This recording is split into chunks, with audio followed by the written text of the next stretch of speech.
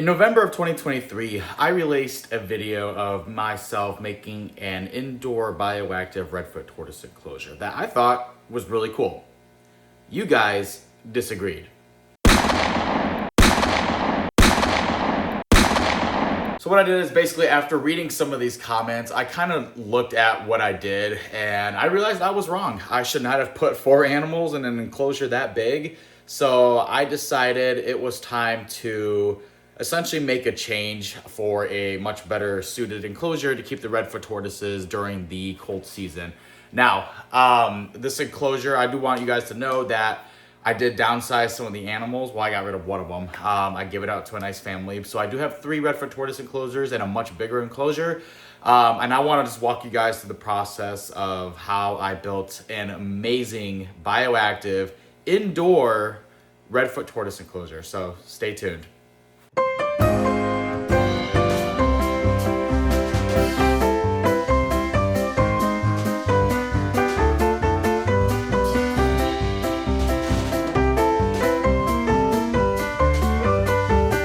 So the project first began by me taking a brand new 8-foot by 2-foot by 2-foot PVC enclosure. A shout out to Infinity Enclosures and Exotics for sponsoring this video. They gave me this enclosure at a deal, and I will link their information because I would love for you guys to get one of their enclosures. I took off the top of the enclosure and began to seal it because this would be a high humid enclosure, so I wanted to make sure everything was sealed properly. After that was properly sealed, I went ahead and marked all the back panels of the foam boards that I would be putting against the enclosure, and then I began to use my hot wire to start cutting out some different crevices and rock pieces. That way I can get a little bit more of a molding and shape and an unnatural look, almost like the kind of what you see in nature, just a wild rock pattern.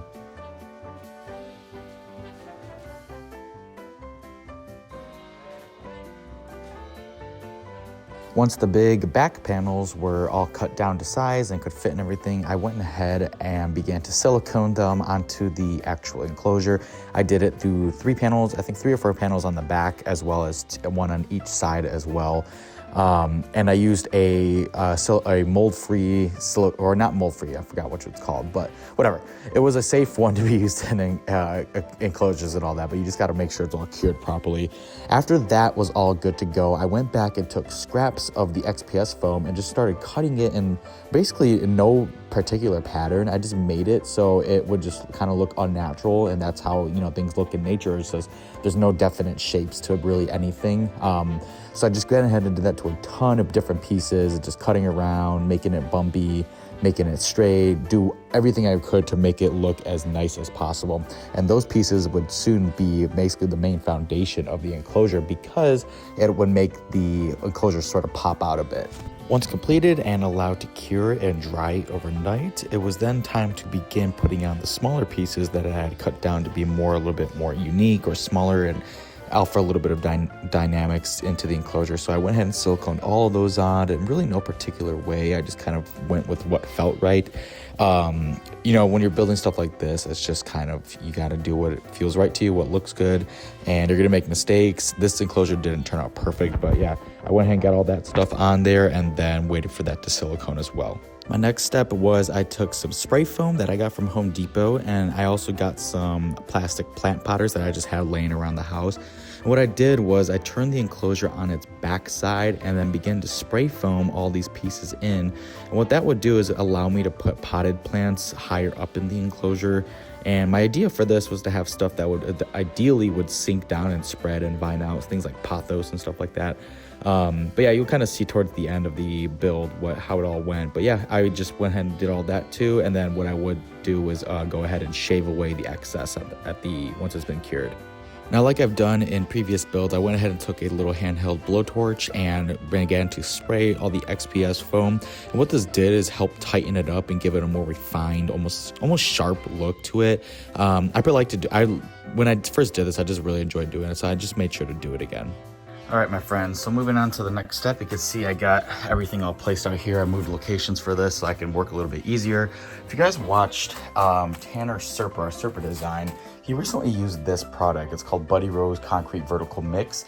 I wanted to try this out because it's lightweight, and with it being such a big cage, I need something lightweight in order to move this around, be mobile.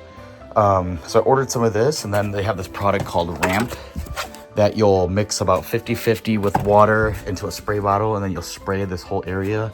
And then once it's tacky, it will make it so you can adhere this onto it. I've never used this product before. It was pretty expensive, but I'm really excited to give it a try. So I'm gonna go ahead and get all this stuff mixed up. I'm also, when I'm mixing this, you don't just mix this with water, you actually mix it with some of that Ramp stuff too. And this is just like an adhesion concentration. So we're gonna go ahead and get everything all mixed up, sprayed on there, and then we're gonna try out this product and put it on here and see how we can mold it.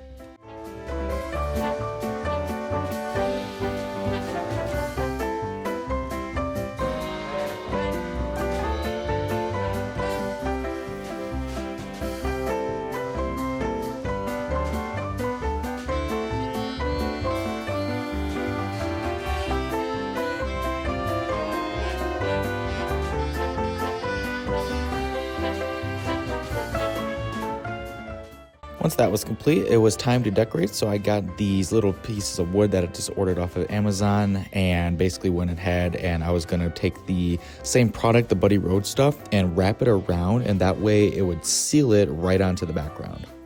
Now, I probably made a mistake and should have done this before, but I also went ahead and took the spray bottle and took some non-toxic acrylic paints. I used mainly black and a green to almost give it like a mossy type of look.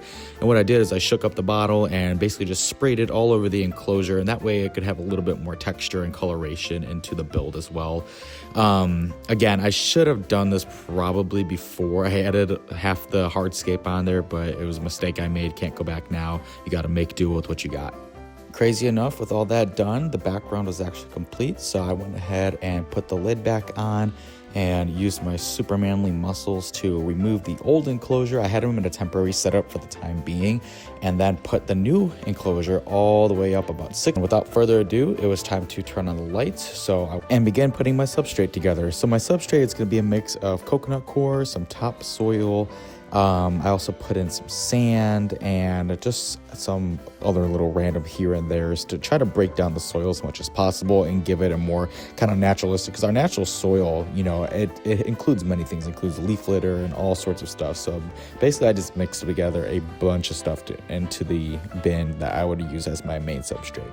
After thoroughly mixing all of the substrate, I put it all in the enclosure and got a nice deep layer of it to be put and filled in. And then I got to start putting in my hardscape, and I was really excited for this because this is like the funnest, it's not even a real word, funnest, I don't care. This is the most fun part of the whole build. So I actually put in a nice tree stump that you'll see, and I also put in some bromeliads, and I started adding in and incorporating a much different types of vegetation and plant life.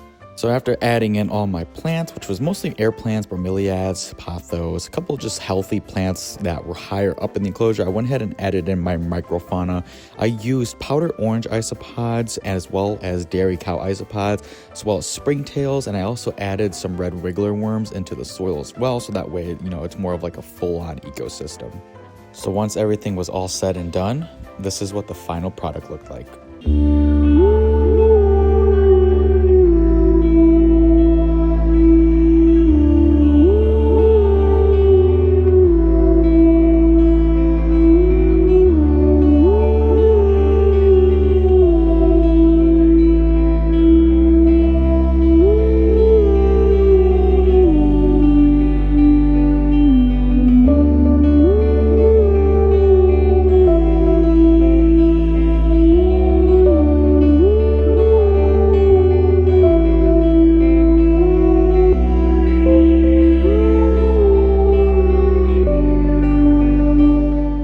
So there you have it, guys. This is my brand new 8x2x2 indoor bioactive Redfoot tortoise enclosure. I want to throw a couple of disclaimers out there.